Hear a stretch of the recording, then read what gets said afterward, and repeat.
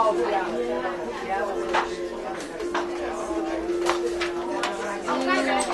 that is so yummy. Sure. I just played it a lot last year. It was kind of depressing. I know it's pathetic. I know.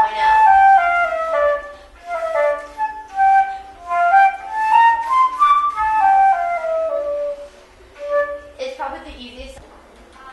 Okay, can you tell me what you're doing? We're weaving. What do you mean you're weaving? What is that? Well, we're kind of like weaving a bookmarks type thing, but as you can see there, we don't really just make the bookmarks. We just keep them going. Like you could do like scarves or just like really long things. And where do you get your wool from? Sheep. Oh.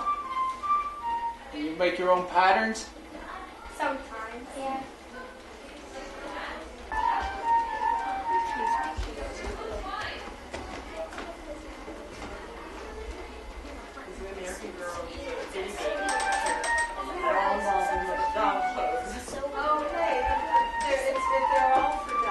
The latest in solid-state ignition priming system. No longer do you have to have a matchlock and blow on a glowing ember to get something to touch off. This is solid state. Essentially, frizzen, a piece of steel, and an automated piece of flint. When you pull the trigger, it strikes the frizzen, lights off the powder inside the pan, and it goes through the touch hole and lights off the main charge inside. I'll demonstrate how that works.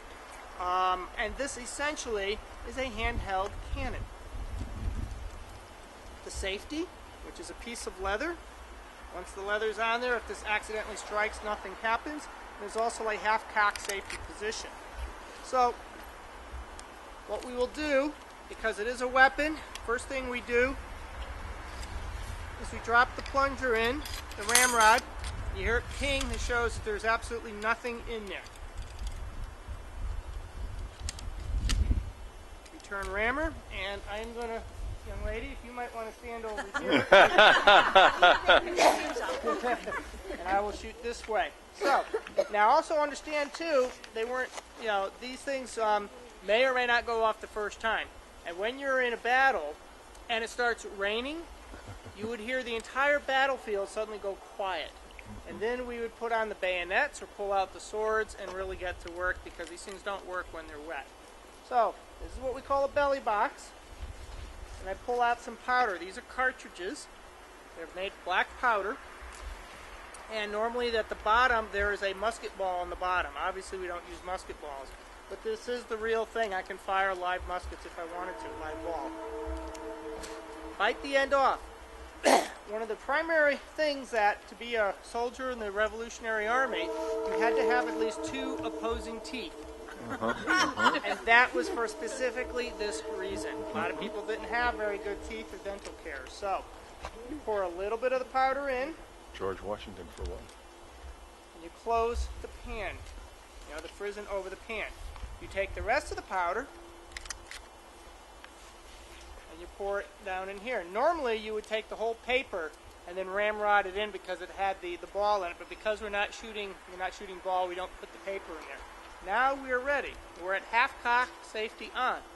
Now if I were suddenly to go say, oh, let's go fire, bang, nothing happens, because I'm at half-cock as a safety position. Hence the term going off half-cock. Okay. So you have to means you didn't do all your procedures correctly.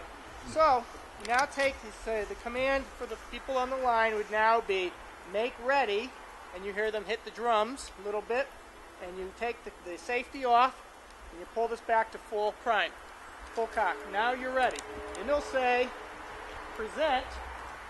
And present, not necessarily aim, just basically point it in the general direction of the enemy, because that's about all you're going to do. And we'll see if she goes off. And fire. Whoa. That's not the definition. Ouch. And then they'll say prime and load. We'll do it again. And just to give you an idea, you generally, with a well-trained crew, you're generally looking at about, if you can get three rounds a minute off, you're doing very well. Wow.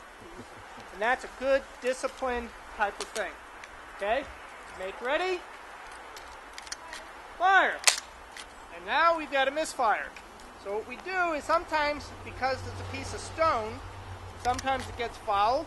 Sometimes there's some other issues. So you kind of sometimes have to wiggle it if it gets all kinds of little tricks you got to do. And you go back, reprime again, and fire. Wow.